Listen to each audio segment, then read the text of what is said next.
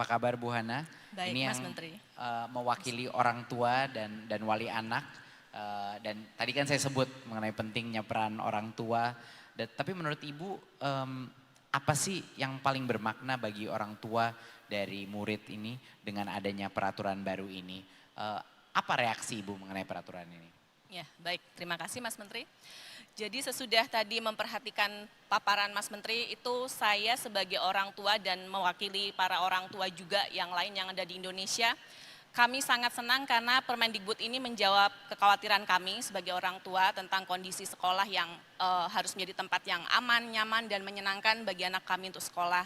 Jadi saya sih secara pribadi itu merasa lega ya, jadi tidak akan ragu-ragu lagi menjelaskan ke anak saya, nak kamu pergi ke sekolah, kamu belajar yang senang, bangun circle pertemanan yang sehat, kamu hormati orang tua, dan kalau ada apa-apa kamu bisa cerita ke orang tua, karena sekarang kita punya landasan nih, kalau misalnya sampai terjadi perundungan, tindakan kekerasan, saya sebagai orang tua tahu harus bagaimana.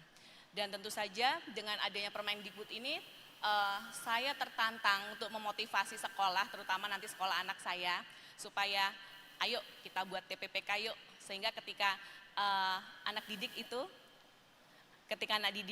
mengalami sesuatu tindakan kekerasan, mereka tahu harus melapor kepada siapa tanpa rasa takut.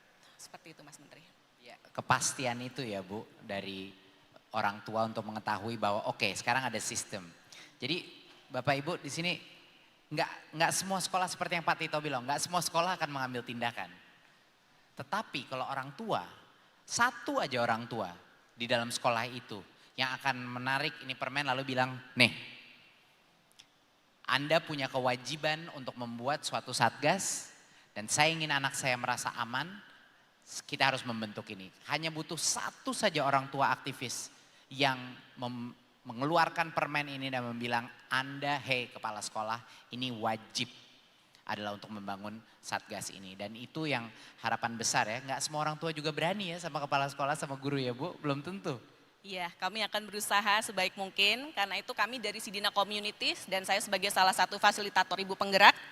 Jadi dari total seluruh RTL yang kami kerjakan selama ini 60% kami membahas tentang 3 dosa besar Mas Menteri. Jadi tentu saja kami akan mendorong seluruh ibu-ibu ya yang ada di Indonesia lewat komunitas kami untuk bisa mempunyai pemahaman yang lebih baik tentang Permendikbud ini dan mereka bisa paham gitu. Jadi tidak usah takut lagi melepas anak kita ke sekolah karena kita sudah punya landasan yang kuat saat ini.